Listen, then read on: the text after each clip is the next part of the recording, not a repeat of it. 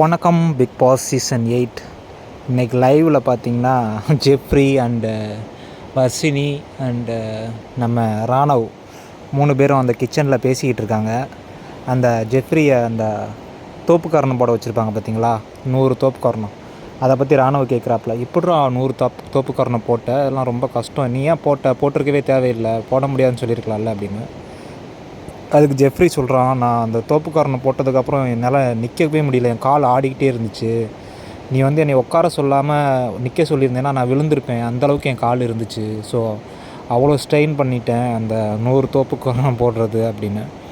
So அது வந்து உண்மையிலேயே தப்பு தாங்க. அந்த மஞ்சரி அவ்வளோ பேச்சு பேசுகிறவங்க. ஸோ அதை வந்து அவங்களும் தான் அதை இனிஷியேட் பண்ணி பண்ண சொன்னாங்க. ஆக்சுவலாக ஜெஃப்ரி வந்து வர்ஷினிகிட்ட கேட்டிருப்பான், கேட்டுட்டு தான் அந்த சுடு தண்ணி எடுக்க போவான், கிச்சன் டீமு அவங்க அப்படின்னு சொல்லிட்டு. ஸோ அதை வந்து இந்த சாச்சனா என்ன பண்ணிருச்சு அப்படின்னா, எங்கள்கிட்ட கேட்டுட்டு நீங்கள் போகணும், எங்கள்கிட்ட கேட்காம நீ எப்படி போன அப்படின்னு பர்சனல் மாதிரி எடுத்துக்கிட்டு அது வந்து தோப்புக்காரன் போட சொல்லிடுச்சு. ஐ மீன் வந்து ஒரு வார்னிங் கொடுத்துருக்கலாம், நீ அவங்கள்ட்ட கேட்கக்கூடாது, எங்கள்கிட்ட தான் கேட்கணும் அப்படின்னு சொல்லி ஒரு வார்னிங்காக கொடுத்துருக்கலாம். பட் அது வந்து வெரி டூ மச்.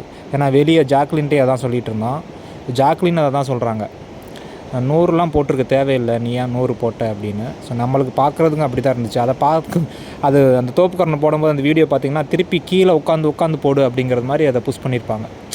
ஸோ அதெல்லாம் ரொம்ப ரொம்ப டூ மச்சாக இருந்துச்சு. ஸோ அதான் ரொம்ப கொடுமையாக ஜெஃப்ரிக்கு நடந்த கொடுமைகள் அப்படி லிஸ்ட்டில் அதை சேர்த்துக்கலாம். அடுத்து வந்து வெளியே வந்து பேசிக்கிட்டு இருக்காங்க நம்ம உள்ளே வந்து சாச்சனா அண்ட் மஞ்சரி பேசிக்கிட்டு இருக்காங்க.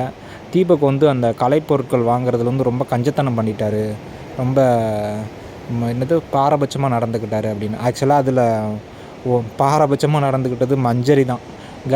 பாய்ஸ் டீமில் எல்லாமே ஓரளவுக்கு நல்லா தான் இருந்துச்சு. அதை விற்ற திறமையும் முத்துக்குமரன் வந்து நல்லா விற்றுருப்பார், ரொம்ப பேசி ரொம்ப நேரம் எடுத்து விற்றுருப்பார். கேர்ள்ஸ் டீமில் போனீங்கன்னா அதை சிரிச்சுக்கிட்டு கேலி பண்ணிக்கிட்டு அந்த வர்ஷினி செஞ்சாங்கள்ல அந்த பாம்பு தலை மட்டும்தான் இருக்குது, அது மித்த எதுவுமே இல்லை, அது உயிரோடு இல்லையான்னு ஒரு நக்கலாக அங்கேயே ஒரு காமெடியாக பண்ணிக்கிட்டு இருந்தாங்க. அவங்க டீம் உள்ளவங்களையும் கலாய்ச்சிக்கிட்டு இருந்தாங்க.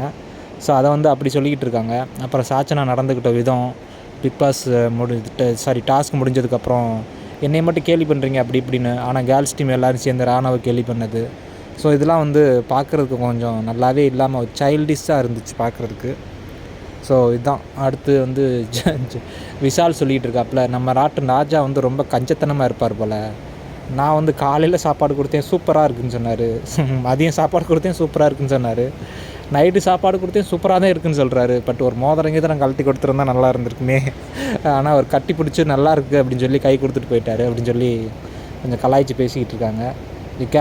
கேர்ள்ஸ் டீம் வந்து இன்னும் நிறையா ஸ்போர்ட்டிவாக எல்லாத்தையும் எடுத்துக்கிறணும். மஞ்சரி வந்து கரெக்டாக அவங்க வந்து ரூல்ஸ் ஃபாலோ பண்ணுறவங்களா இருந்தால் மித்தவங்களுக்கும் அந்த ரூல்ஸ் அப்ளை ஆகும், அதையும் அவங்க ரெஸ்பெக்ட் பண்ணணும், அவங்களுக்கும் அந்த ரூல்ஸ் வந்து அப்ளை ஆகும் அப்படிங்கிறத அவங்க ஞாபகம் வச்சுக்கணும்.